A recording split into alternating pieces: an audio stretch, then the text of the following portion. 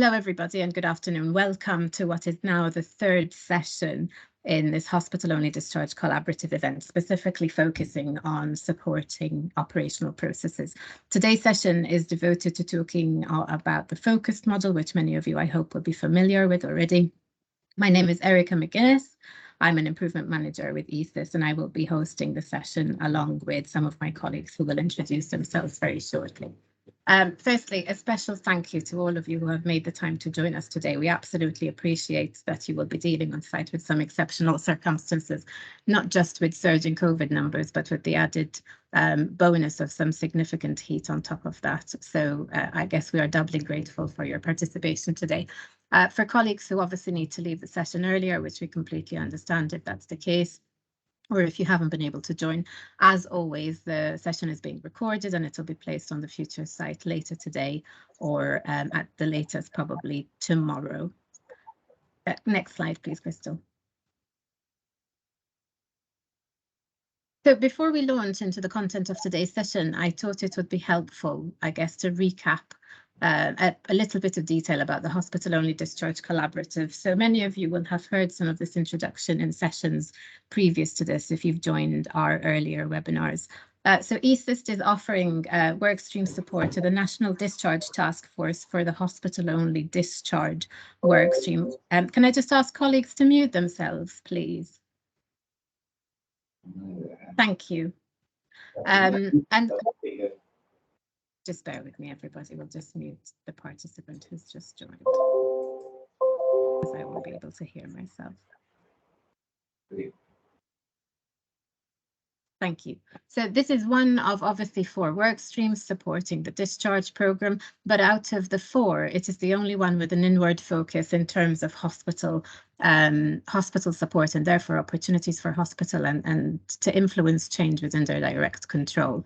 The other 3 work streams are very specifically externally focused.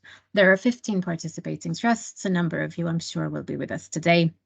But we have made the conscious decision to open the sessions up to all other organizations, recognizing, of course, that there is a benefit to be had from networking across a broader group of organizations. Next slide, please, Crystal.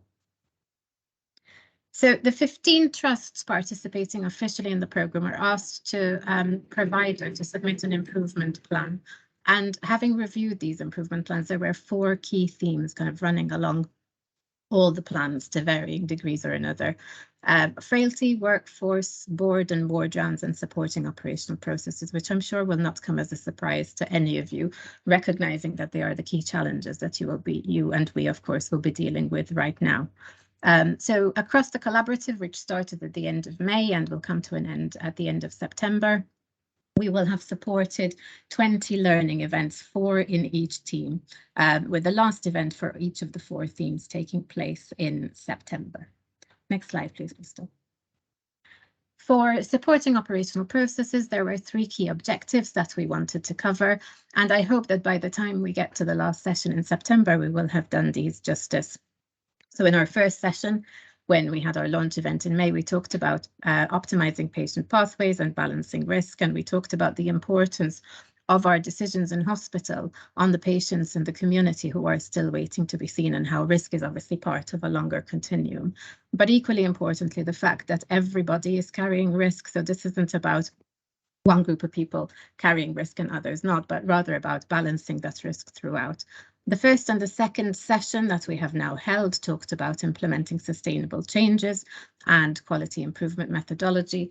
Today, we will talk about the focused model, and we will hope that in our last session, we will give an opportunity to trusts to showcase some of the work you might have been developing over the course of these few months. Next slide, please. So just a flavour of what we've talked about in the last 2 sessions, and for those of you who haven't had the opportunity to join us, there's always the chance to listen back to these.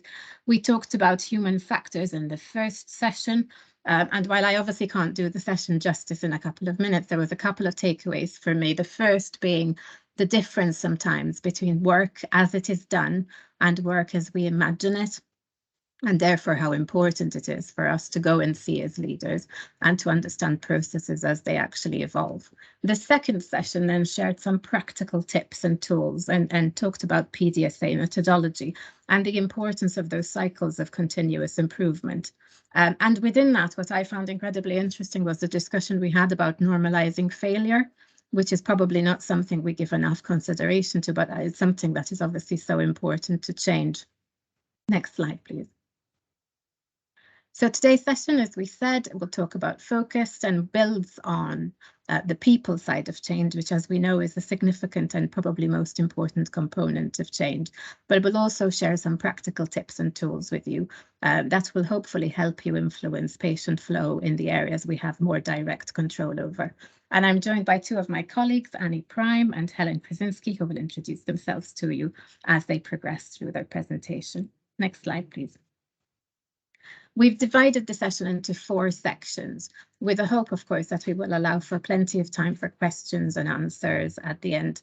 As the presentation is going on, by all means, please feel free to use the chat to post your questions, and we will come back to them at the end. And I will now hand over to my colleague, Annie, to start us off. Thank you, Annie.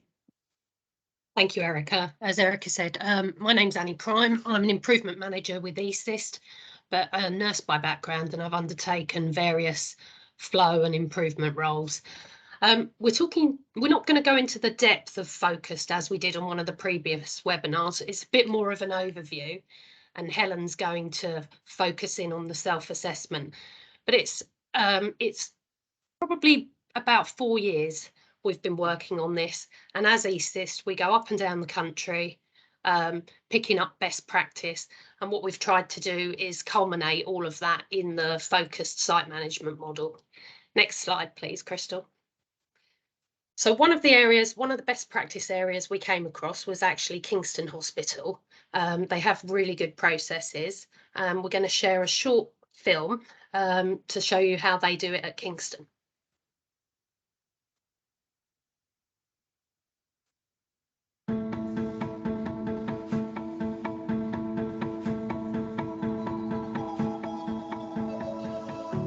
From a site management perspective, the most important thing is to have rhythm and rigour in the way in which the meetings are held, and that you've got real consistency in approach. So our site meetings are agendaed, they're very clear in the structure, and they're multidisciplinary in attendance, and at the end of the meeting people will leave that meeting with a very clear description of the action that they then need to take to move the site management issues on. From an escalation point of view, I think we have a robust surge plan, which is a system-wide surge plan. But what that means for Kingston Hospital itself is that everybody's very clear about their roles in the event that pressure starts to increase. Escalation and being effective in that process, communication is key in doing that. We have a process whereby we communicate with staff either through electronic means, email or text messaging, but I think face-to-face is key in these situations. And we ask staff to deal with the things that they can deal with themselves before they escalate up to silver and gold. But fundamentally, it's about us keeping people informed and giving them context around what the issues are. I think in the organisation we have got ownership for flow right throughout the hospital, so it's not just in ED but in our divisions. In every corner of the hospital people are aware and are helping us actually make sure the patient gets from ED to their discharge in a seamless way. The first thing we do is keep the rhythm and rigour of managing in extreme pressure going, so we just make sure that that regularity, which is understood by the whole organisation, continues, and I think that's really appreciated by staff.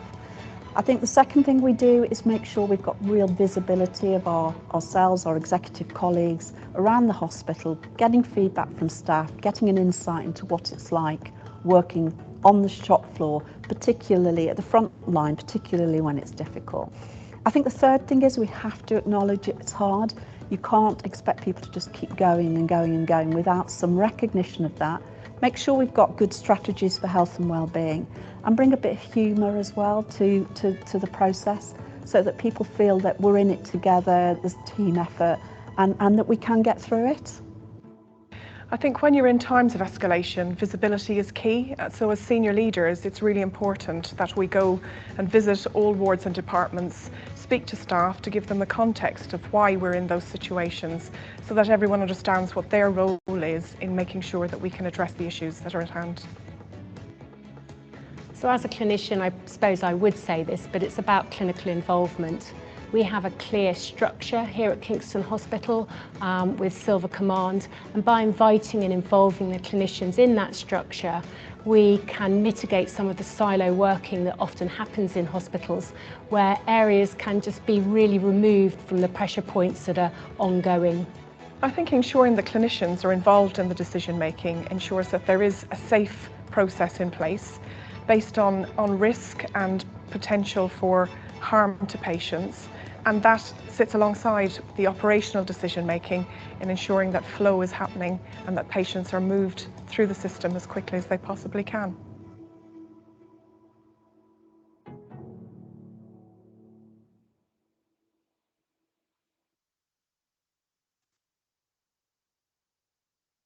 Next slide, please, Crystal.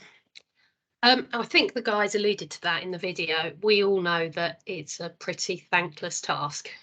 And on a day like today, I'd like to bet many of you are on Opal 4 and chuck in a bit of COVID and COVID numbers going up. I guess the site office probably feels a bit like Cobra today, where all the decisions are being made. But equally, it can be the place where all the blame is laid as well. And actually, there's not enough discharges, there's not enough beds, it must be the site team's fault, when actually we know that you can't create those discharges. So I guess this is about acknowledging we know what a really, really difficult, challenging job it is. Next slide, please, Crystal. Human factors have a massive role to play, and on one of our previous webinars, Richard went into human factors in depth, but civility and the culture of the organisation have a huge role to play. You're almost balancing which tool to bring out on any given time. Is it time for the carrot? Is it time for the stick? And the whole time balancing risk and managing risk. Next slide, please, Crystal. A huge amount is about the culture of the organisation, and I feel very strongly executive support to that office. A bit like today, it will be like Cobra, dealing with the heat waves, and leadership and supporting staff and the whole ABCs are critical to this role and to Focused. Next slide, please, Crystal. As I said, everything we do has an element of risk, but what we're doing on a daily basis in site management or on a minute by minute basis is all about balancing it. Next slide, please. You won't be surprised to know that what we don't have is a silver bullet that can fix it all, because otherwise we'd all be millionaires and life would be a lot easier. But in pulling together Focused and in pulling together this self-assessment, as I said, it's best practice from all over the country. What we've tried to do is approach site management in a structured way. And as Helen goes into the self-assessment, what it will do, even if you're a really high functioning site team, it will identify areas and opportunities for improvement that you can continue to strive to be even better than you already are. So I'm going to hand over to Helen now, I think. Lovely, thank you, Annie. My name is Helen Kretinsky. I'm an improvement manager at ESIST, a nurse by background, ops, so it's ED nurse, ops and improvement. So really just going to really go through the focused site management model and just give you a flavour of what that is. But specifically today, as we said, we're going to be looking at the assessment tool. So focused site management model is an overarching set of principles that is to reduce variation and enable intelligent, data-driven decision making for forward planning and escalation. And I won't read the entire slide, but I think the principles are pretty obvious there. So we'll move on. And focused site management model is a set of overarching principles written in a mnemonic structure, so that actually we can work through each element of that concisely. And then so the front door, for example, has principles that will sit under the overarching principle: operational oversight and constraints, challenge, understanding and agreeing accountability, site plan and reporting, escalation and discharge. And we'll just move to the next slide, and you can take a look at the front door, because I am very aware that some people may have already heard this and we don't want to be repeating that. So if you look at the front door, these are the principles that sit under the overarching. So what is today's performance, current and predicted? These are the things that you can prompt and ask yourself. Are we actively managing the 4-hour standard within the emergency department? Do we know how many patients are at risk of 12-hour breaches, and what are we doing about that? Are we individually discussing those patients, and how are we making sure that they are safely moved from the emergency department, which we know has the potential to cause harm when you're over 6 hours? So I'm just going to quickly just give a couple of points. Under each one of these mnemonics sits multiple points, and we don't want to go through those verbatim, and you will have the slides available afterwards to have a look through. So operational oversight, whole hospital constraints, we're looking at what is the outlier position? Are all patients reviewed by a senior decision maker? Have we prioritised which area to close first? Because actually across and up and down the nation at the moment, we're opening escalation areas that we probably wouldn't have dreamed of 10 years ago. And what is impacting service delivery? So contingency plans, business continuity plans, what extreme weather, prime example for today, and have we got Glastonbury happening in our local area next week? And these are predictable events and things that we actually need to manage.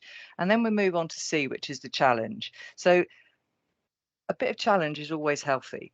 It's not a chapter and verse and a Spanish Inquisition when everybody requests a bed, but actually, is this the right person? Is it an appropriate request for a bed? Have they been seen by a senior decision maker? Or are we just admit at the moment because we're under severe pressure in the emergency department? Also, are internal professional standards happening, and how can the organisation help support those internal professional standards? And then we move on to understanding actions and agreeing accountability. And I think this is one of the key things that we see up and down the country as we visit many organisations and observe site management and site management meetings, is the meeting action focused? And with those actions, are they owned by somebody? Do we know what time that action needs to be completed? Are they accountable for that action? And what is the mechanisms for feeding back? And equally, are the actions circulated around the organisation? So everybody is very clear, as Tracy alluded to in the video, that we all know what our actions are, what we're accountable for, and actually we make sure they're delivered, and not working in silos, and it's not just up to the few to support those actions. The site meeting element is key, that you have decision makers that are in attendance. It's completely value lost if we have people in that meeting that can't make those decisions and don't have that seniority to make that decision. So 15 minutes spent at a site management meeting at a senior level can make those decisions, which would actually have taken hours for a more junior person to seek permission within the organisation to make change. And are the actions, so is there a clear plan for the next day? Is there a clear plan for 2 hours, 8 hours, and the following day? And actually, each OPAL level, are we enacting the triggers? And is there specific actions within those triggers to avoid deterioration? And when we look at that, a good litmus test for that is, as we alluded to, is does the Band 7 charge nurse on the ward and the medical reg, for example, understand what they're doing differently at OPAL level 3 or at OPAL level 1? And you need to be really honest with yourself and ask that question, because actually, if they're just doing what they do every day and there's no different, then clearly the escalation plan isn't owned by the organisation. And clinicians, and whether you're clinical or operational, it is flow is everybody's responsibility. And then we move on to escalation. Is the escalation, have we got an escalation policy, and is it utilised? And that's from board to ward. It's not just an escalation policy between ED and the site management and the site office. It is across the entire organisation, but also including the system. And we'd look at the system for external escalation plans, and that would feed in and dovetail with the acute hospitals escalation plan. And we're talking ICS, region and community services. And then discharge. And I really won't go on to discharge too much, because I know there's a lot of focus on discharge nationally, and obviously we're doing the hospital only discharge webinar, so I won't repeat any of those, but some of the key elements are: have we got people that are clearly identified for home today? Do we know who they are, where they are, and when they're going home? What time frame they're going home, and how will I know they've gone home? And those really simple decisions and simple tools that you'll have in your back pocket as a site manager will give you the power to manage your demand and your capacity and your flow through the organisation. And if they don't go home today, are they prioritised for the next day's early discharge? Can they go to the discharge lounge? And why didn't they go home today? And I think it's really important to look back and learn why the person didn't go home to make sure it's not repeated today, tomorrow, next week and next year, because it will be an ongoing cycle, transport, TTOs, whatever that may be. And then next day discharge identified, as is always. Places that do well know exactly who's going the next day and they're preparing for that. And it's about being proactive rather than reactive. So we'll just move on to the next slide. This is our little flyer for our focus management principles. That's probably what you've probably already seen. It just, if you click onto that slide in the bottom right-hand corner, you'll have access to the resource pack, which is on the next slide. And this is the resource pack, which is available to you all. I'll just quickly run through. So we've got an introductory slide pack, and that introductory slide pack goes in detail into all of the principles and underlying principles of the focus tool. We've got the rapid improvement guide, which exactly what it is says on the tin. It's a 2-pager, 1.5. We tried to get it on one, but it wouldn't quite fit. So 1.5 page of some high-level principles of the focus management tools. And then we've got the self-assessment template, which I'll be walking through and talking through in a little while. The webinar recording, which dovetails with the presentation on the first on the number 1 of those tools in the toolkit, and it's the webinar that accompanies that, so it goes into detail and explanation. We've got an infographic, which is a great poster, which we would suggest that really you could pin up in your site office, and it's just to jog your memory, to have a quick look at, and to make sure that we're covering all the elements that we think we want to cover in a site manager. And sometimes when you've got the uncomfortable silence, have a little look at that. I'm sure you could pick something up to ask in the meeting at that point. And then, of course, we understand that site management has been the poor relation for many, many years. Where is the development, the training, the recognition of site management models and site management teams? So we did a literature review just to confirm that we weren't just, pulling that out of our heads, really. And actually, nationally and internationally, there's very little models with structure and formalised processes and approaches to site management. So there is a gap there, and I think obviously you all feel that day in and day out. And when you travel to different organisations, you can equally see that as well, that practice varies so dramatically between each organisation, whether you're north of the country or down in the south. And then we've got the link to the video of Kingston that we developed with them. We recognise them as doing some really great stuff. And in the spirit of not having somebody come in to present every time when we're presenting a video, it's a video of good practice we thought would have been really helpful. So we'll move on to the next slide. And this is the focus of today, really. And you have to excuse the pun. We also focus an awful lot through this webinar. So completing the self-assessment tool. And now this is something that you would need to invest some time in. And it actually is a face-to-face workshop rather than Teams, because the most rich conversations come out when you've got that team in the room and you start working together as a team.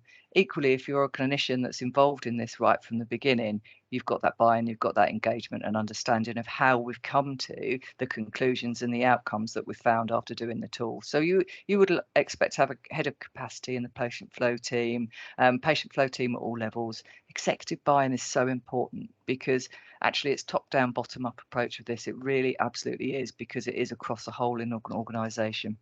ED, of course, would be a nurse and a doctor if possible, specialty representation, matron ward manager and service managers, or ops representation. Next slide, please. So the self-assessment tool is an Excel spreadsheet that we've developed, as in Annie was saying, we've gone up and down the country, looked at good practice and put some principles onto a page that are in a structured format.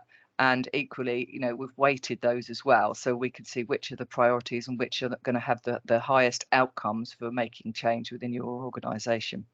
It's it's clinically and operationally to shape your improvement journey, and I think it's really important that it's an improvement journey. That if you look at the principles, there's no way on earth that you could implement all of those principles in 6 months. So it's a bit about being really clear where the priorities are, and this will help you identify your successes and your celebrations, but equally your priorities and where the focus is needed right now. The instructions are on the front page, but it's just worth mentioning at this point. There's a score of 0 to 4. 0 is obviously the lower end, and 4 is that it's fully embedded and working consistently. We also weight them, as I said, 1 to 3, score of 1 to 3 on to influence outcomes of that. And there is repeated questions, because actually some of those questions sit across every single element of the focused model and are not individual to a division, a department, or a team. So now I think this should work. We've taken the bullet, and we think that I can now. Have you okayed it, Crystal? Perfect. I love it when a plan comes together. We've had 2 techie things. So can you actually all see that? Everything looks okay, Helen. Yeah. Lovely, thank you. What I'll do is I'll zoom in and zoom out as we go through. So I don't know if any of you have ever used the CQC Patient First self-assessment tool. This is a tool based on a similar idea that we'll go through elements, write some narrative about each element of the focused model and the principles, and then give yourselves a score. And it's really important that you're open and honest and no blame throughout this entire process. So this is the front page, and clearly you would have purpose of the document. I'm not going to read all this, instructions for use and ongoing improvement. So what I've actually done today is filled in the document itself. This is an anonymous hospital, St. Helen Krasinski, I think it's called. And I've just given, it's easier when you see it and when you can look at it and you can feel it. So I've just popped some bits in here, and you can see that here's your scoring. Just made that slide. Sorry, it's a little bit clunky, but I think it's really helpful to see it. So 0 is not in place. 1, you would score as in development. 2, in place but incomplete. 3, your score would be in place but not consistently followed. And 4 would be in place and reliably followed. And I think where you're going to have most discussion is between the 2 and 3. I wouldn't get too caught up on it, but you will genuinely get the feel yourselves when you're having that discussion in the room, whether we've really got it complete, and is it in there, and is it everybody aware about it, and are we consistently following it? So I just zoom out a little bit slightly there, and we'll go over to the first question. So the first question would be, is predictive activity, and I'm only going to go through one, don't worry, used to assess the current position? And obviously you can put your narrative in here. That narrative is really important for when you're looking back at your assessment tool, when you may be formulating an action plan, that you can put that narrative in there. It's very specific to your organisation. So, I mean, I've done a high level, current and predicted activity is visible but not utilised proactively. So therefore we'd say it's incomplete. Or you could argue the toss of actually, you know, it's there, we all know about it, but we're not necessarily using it every day. You could pop a 3 in there. And as you work through the spreadsheet, you can see you then can go on to operational oversight, which has got exactly the same, and all the principles that sit under it turned into a question format, and a format that hopefully you would understand. So in the first column, you've got the overarching question, and next to it, it's a bit more detail about what the question asks, then the weighting, and then you've got your assessment, your narrative, and your current score. And then when you put all of those together, you'll come to the end and you'll have your outputs. And I think this is where it really comes into a valuable tool, in my opinion. Please correct me if I'm wrong. But we've all worked in situations when someone says implement focused and you can't see the wood for the trees because there's just too much in it. But actually what would be really helpful and really supportive and really, you know, an opportunity within our organisation. So the gap analysis summary just goes through the mnemonic headings of the overarching principles. You can then see your scores from that gap analysis. So you can see that front door has scored, you know, between 2 and 3 on average. But then you look at discharge, and that's way down there, looking at 1s. You know, we're scoring 1s on that, which is your lower denomination. So at a glance, you can easily see, do you know what? We need to do some work with discharge. The site plan looks like it's okay. There may be a few bits that we're going to touch within that.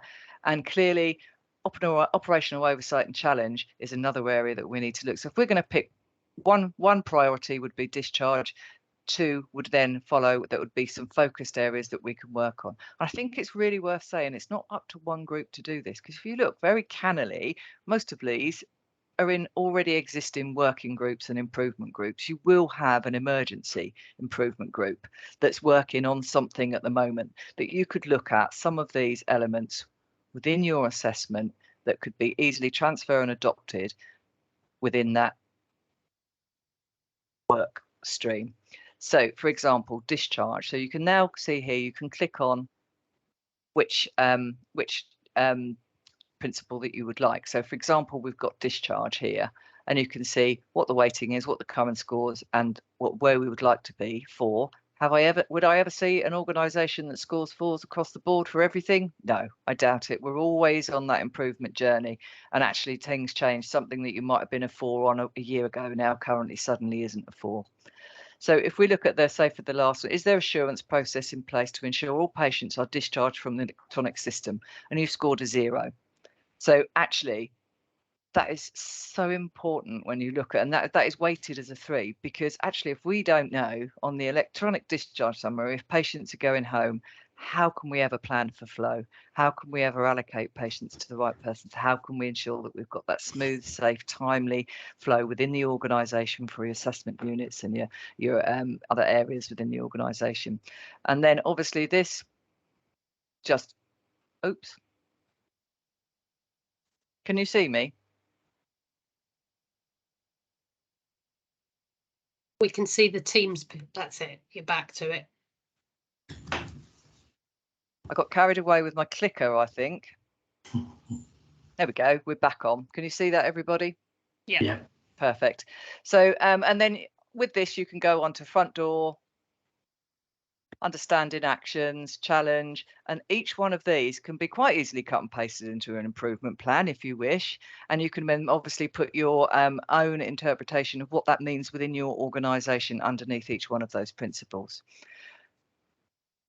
It's quite straightforward, really. We've tried to make it as user friendly. I think the investment really, I'll just take that off.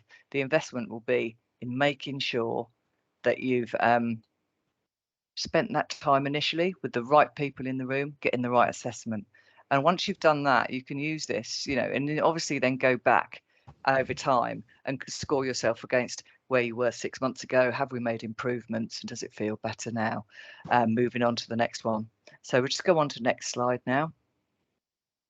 I'm sure you're all sort of quite tired of my voice. So this is where we find ourselves. We find ourselves. I say the royal we. It's actually you. It's you people that are out there on the shop floor, on the front line, every day between that rock and a hard place. And actually, it's really tough. And we can try and support you with these principles, and absolutely are really willing to support. And if anyone would like to get in touch with us, then we're more than happy to go through the assessment model with you and support you through that process. So we're going over to the most important part, which is now Q&A. And what I would say is, do feel free within the audience, if you feel that you've got a great solution, to also respond to the questions, because it is about sharing. It's not about myself, Andy, and Erica being the font of all knowledge. It's about making sure that we're sharing good practice within organisations that are actually at the coalface now. So thank you very much, and we'll move over. Erica, have we got any questions? We do. So firstly, thank you from me. I have to say, although I hear the presentation in different formats regularly, I always learn something new, or I find out something different. And the self-assessment is definitely perhaps something for colleagues to kind of consider further. And for me, I guess it helps to chunk up that improvement into manageable and bite-sized chunks. I guess you said, doing it all at once feels incredibly overwhelming. So even within each category, there's an opportunity to perhaps pick the kind of key things that are of greater value. And I think you emphasized the point that this was principles, and it's for people then to translate and interpret those principles organizationally in a way that is meaningful to them. So the customization, I guess, comes at local level. I'm sure colleagues will be thinking of lots of questions, but we have a very interesting question from Jane Conroy in Gateshead, and I'll ask the question on her behalf, but Jane, feel free to come in. She's asked, and Helen, I'll ask you, but feel free to pass the question around to colleagues as well, whether the model has been evaluated formally at any stage. And I guess the question reflected particularly, obviously, changing pressures, COVID, ambulance handover pressures particularly. That's a really great question. Thank you very much. And I think I'll probably be okay to answer this one, but it's relatively new, and we are developing it. We're practice it, we're utilising it in organisations, making tweaks, and it's a live document, and it will be continually under development as we move forward. And it's more of a journey, and feedback from everybody that's utilising it will only improve it as we move forward. Formal evaluation we've not undertaken formal evaluation of it because we're not that far in. And I think that will be a process that we'll absolutely take forward, because there's no point putting something in and we don't evaluate what the outcomes are and what the benefits are and strengths and the changes that are needed to happen. So really good question. And yes, we will be, but we haven't at the moment. Jane, I hope that's answered your question quite nicely. So we'll open the questions now to the floor. Has anybody got any questions for Helen or Annie?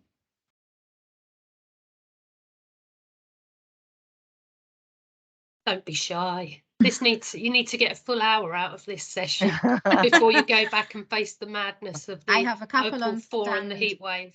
I have a couple on standby, Annie, but we have hands up already. Hello, Claire. Welcome to the session. We'll hand over to you for your question. Hi, thank you. I was just typing it into the chat, but I'll ask you instead.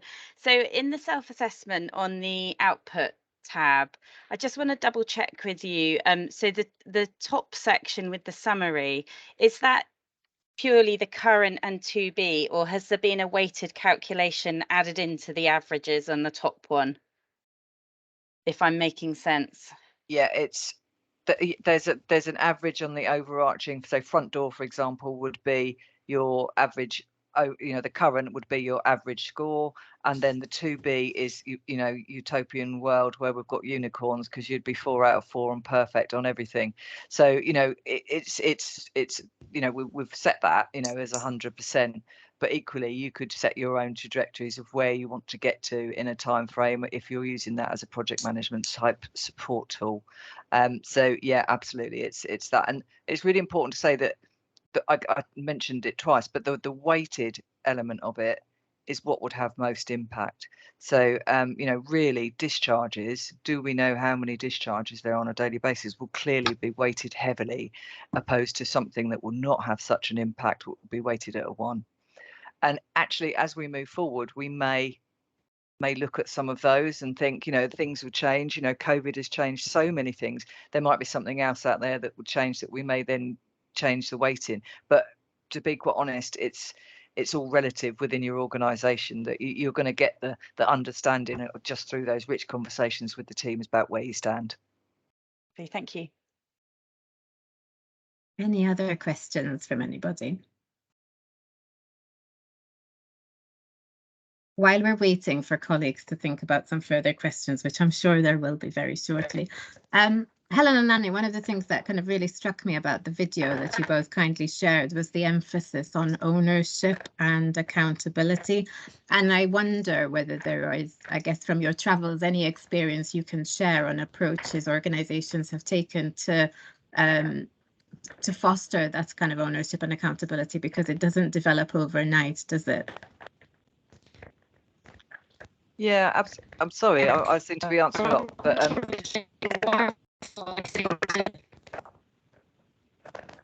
my Wi-Fi playing up, is it? We can hear you, Helen. Okay, I shall continue. So as an organisation, we've recently been supporting that 18 months ago, there was extremely long ambulance queues, for probably one of the top 5 in nationally. And the feeling, the normalization of it was that actually they're not, I've almost forgotten the question, but it was that they are not, they're not our problem, they're not our responsibility, and we don't need to enact on that. And actually that was then just overlooked, and continued behaviours, continued normalisation. And then actually the executive team, made a real stance about, actually we've got to, and nationally there was a real drive to, we've got to reduce these ambulance delays. And they were given the ownership and accountability to implement a set of trigger tools to put things in place that would massively reduce that ambulance queue. And they really did it, and they really did it themselves, with clinicians, with nursing, with medicine, with ops teams, involving the site team and the executive team to support some pressure points, to be relieved, as in like an escalation area that was staffed by the wards, by the hospital.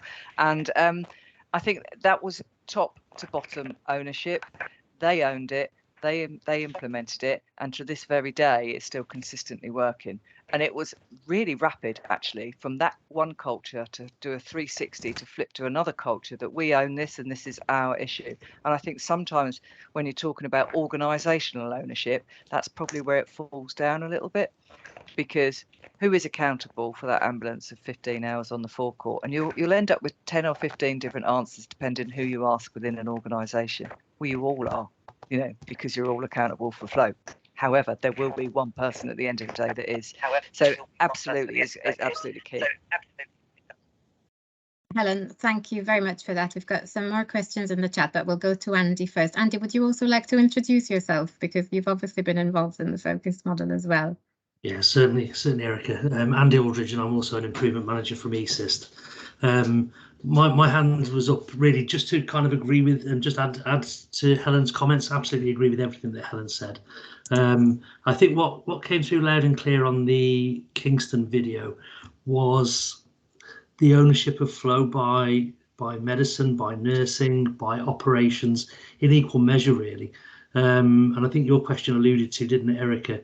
As we go up and down the country, where do we see good flow and site management being successful? It's where flow is in everybody's portfolio. It's owned by everybody, so it sits within the nursing portfolio, it sits within the medical portfolio, because flow is nothing more than a set of actions that we use to propel a patient through their journey, really, through a hospital. And some of those are clinical actions, some of them are operational actions. But that's what it is, and everybody needs to own their bit of that, really. Hopefully that's just added a little bit to what Helen was saying. It certainly has, Andy, and it emphasises, doesn't it, this, particularly for flow, this is definitely a team sport we're talking about, because it requires not just effort from everybody, but also, for me, the expertise of everybody involved, because everybody will bring something slightly different. So it's that, I guess, coupled with people's individual understanding of their roles and responsibilities.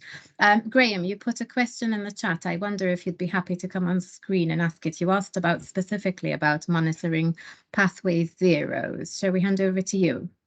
Yeah, so I'm on screen and I've got my camera on. Hopefully you can all hear me, and my Wi-Fi isn't too dodgy. So I manage the integrated discharge team, the Pathway 1, 2 and 3 in old money discharges, for want of a better way of saying it. And quite often when we're having those conversations about totality of discharges, the Pathway Zeros, of course, are generally ward-based, and quite often we're chasing to see how many we're going to discharges are going to get through the day. So I've just put some comments in the chat. My question is, how do we consistently manage and monitor the Pathway Zeros to make sure we get good flow, and also to make sure we get as many out in the morning as we possibly can? The old-fashioned golden patients, as we all talk about. So for me, Graham, I would say keeping your Pathway Zeros as close to the front door as you possibly can within your assessment and short stay area.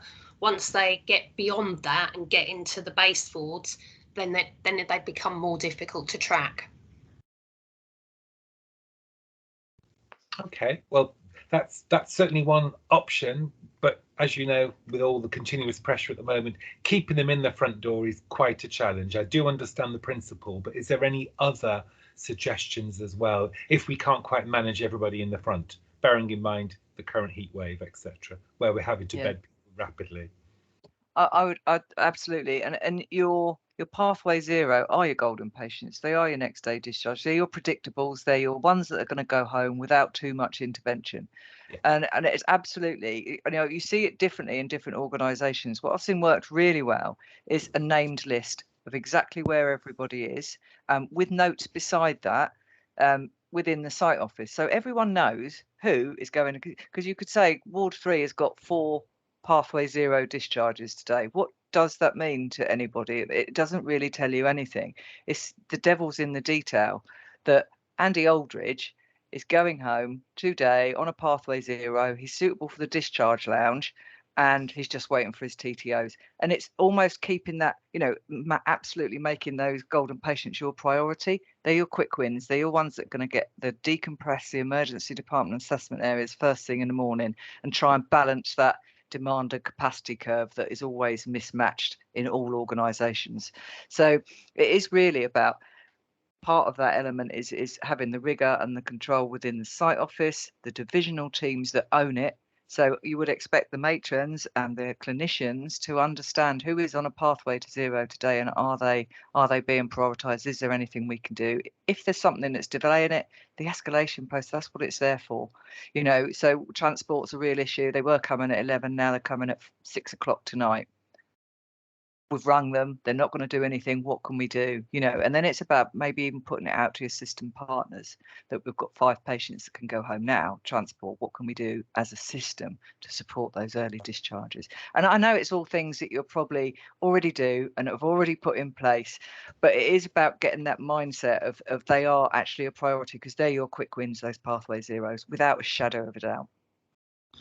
And I think just to add on to that, Erica, if I may, so the only bit I'd add there, Graham, I think really is it just taking it back, and I don't want to sound like a stuck record here. I'm at risk of that. I think taking it back to the flow is everybody's issue, really. So really, the patients on the wards are the clinical teams who work the wards, and I guess what I'm talking about here is the cultural piece of everybody owning this, because the people who really know these patients, these pathway zeros, and can do the most with them, are the clinical teams who work there. So it is getting full buy-in from everybody.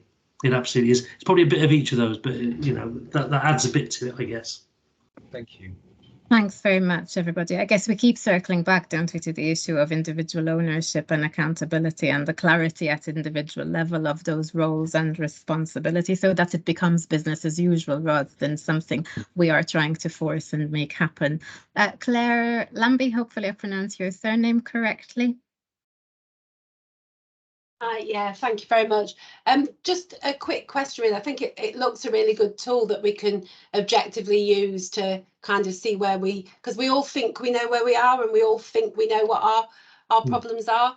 I suppose for me, there's 2 questions. We've obviously got the 100-day discharge challenge. So it's, do we cleverly use this tool to support us where we move on with the 100-day discharge challenge? And the other thing for me is around culture, because we have tried times many. We've done patient first, we've done the 21-day length of stay pieces of work to try and improve flow in the organisations. We've looked at safer, red to green, making every day count, and we're still not getting that cultural shift. So I'm just wondering if anybody's got any ideas on how we start that movement and how we get that change in culture and sustain it, because we get it and then we lose it. Thank you. Multiple questions. So I think in terms of the culture is always one of the most difficult things to lift and to shift or to change. But I think if you're using the self-assessment in a workshop style, and I see someone's put in the chat, normally when we're doing this on site, the workshop generally takes about 2.5 hours. And if you've got the right people in the room, you know, representation from ED to execs, a lot of the beauty in completing it comes out of the conversation. You'll find that some people didn't think, you know, there was an assumption that the site team did that, or they don't know what the expectations on themselves is or are. Absolutely, Annie, and I think that's the start of the journey of the culture, you know, actually to have all different levels in a room, to listen to each other and to understand without blame.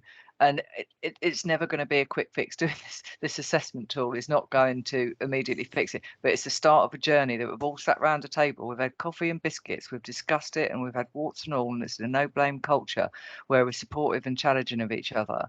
That it's a start. It's a start for just even start to change one of those elements that you're going to identify, because you can absolutely guarantee what's identified in the focused assessment tool on the D element of that will be exactly what you're seeing within your improvement plans, and it almost gives that evidence and a different look at it. We're going to do it from a flow point of view rather than a ward-based, you must change your board rounds, you must change, you know, how can we do this differently? And those conversations across the board, operational, clinical, you know, when do you get that rich variety of people in a room to have a conversation? Yeah. Andy, anything you would want to add about this before I check if Helen wants to comment specifically about this question? It's probably been covered really. I think, you know, from experience of doing these as workshops, do them as face-to-face workshops, which has already been said. But the quality of the conversation that comes out in those workshops, if they're genuinely honest and open, and there's a no blame culture, the quality of the conversations, you may find that they run on, and actually the value is in the conversation. It really is. That's where you're going to benefit from this, and that's what we've seen when we've done these workshops previously. It's quite useful, I think, if we're external to the trust. So if we're running them, we kind of external to the trust, we can kind of push a little bit and play that role as well, which is also useful. It doesn't necessarily have to have us there. I'm not saying that. That's not what I'm suggesting. But what I'm saying is somebody external can sometimes ask the difficult question that isn't always easy to ask. Sorry to cut back in. So Andy, based on that, we would be more than happy for you to come and help us to do that self-assessment, or the team, if that offer's there. Okay. So I'll put my email address in the chat box and drop me an email. Is that all right, Claire? Perfect. No, brilliant. Thank you. Claire, will you permit me to check with Helen if she wanted to come in specifically about this point, and then we'll bring you in after Helen.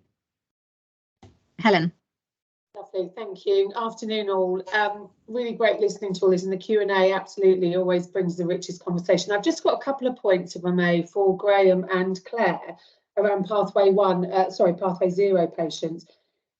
We've just done a recent piece of work with the team chief nursing officers up in the Midlands around really understanding what the front-facing staff, their reality is.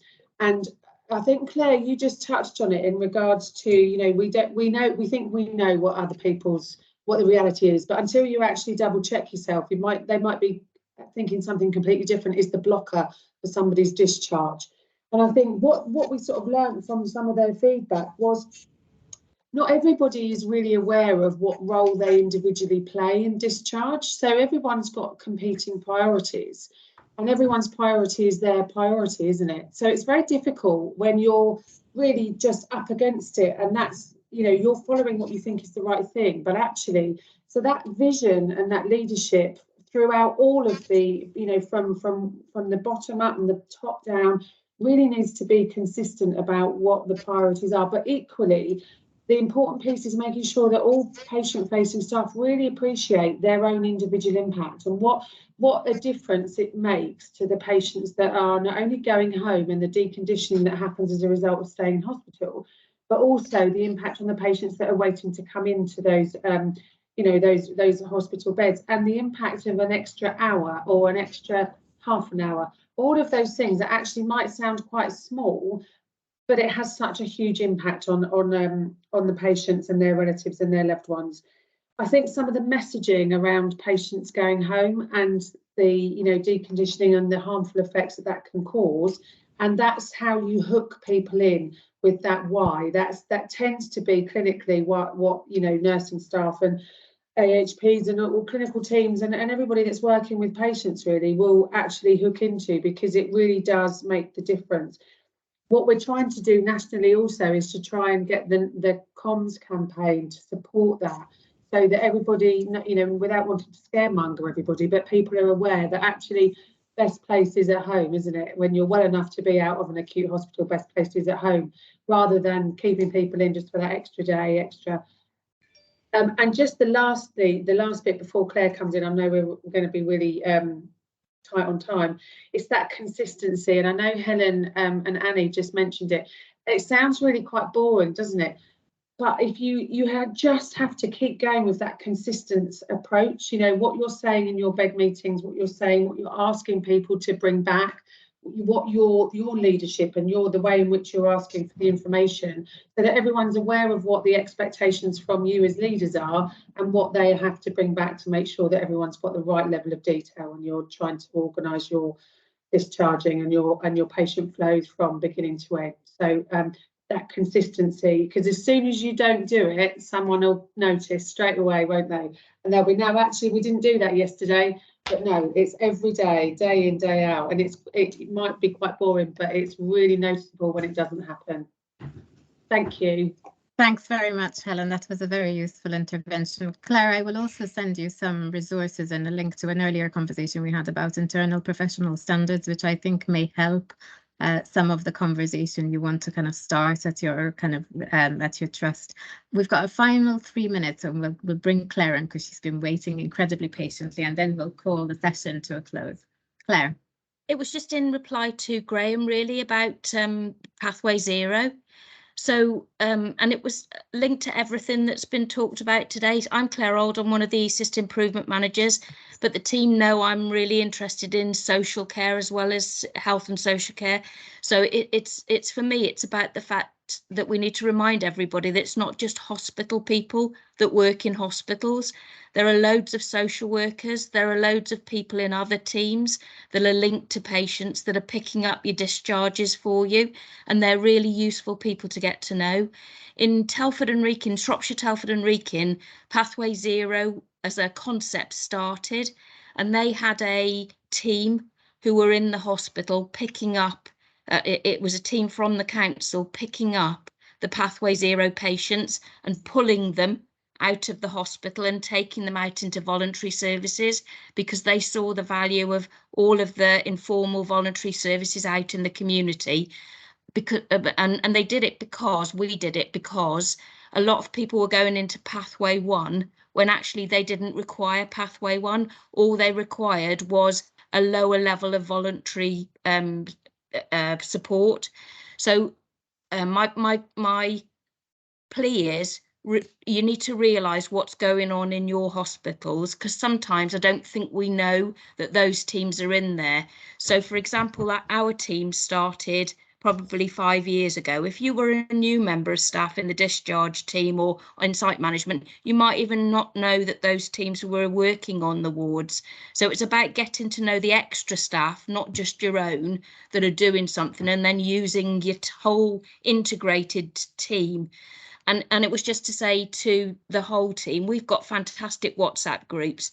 So we've got the discharge WhatsApp group, we've got the ED WhatsApp group, and we've got the site management WhatsApp group. And I know that everybody probably on this call knows about it, but those 3 groups, but they're really useful because they're populated by real people and the ESIST managers. Not real people, of course, but people who are doing the job, Graham, you know, and so they will give you solutions from the front line that they've worked up. So Shropshire and Telford will tell you about their team, but that might not be appropriate for you, but you might find somebody who's doing the same as you and get some tips from them. So, you know, any one of us, just send your WhatsApp phone to and we'll get you on any group that you want to, and they are there to help you, and you're there to help them. It's a service that we're doing for teams to help each other. Thank you.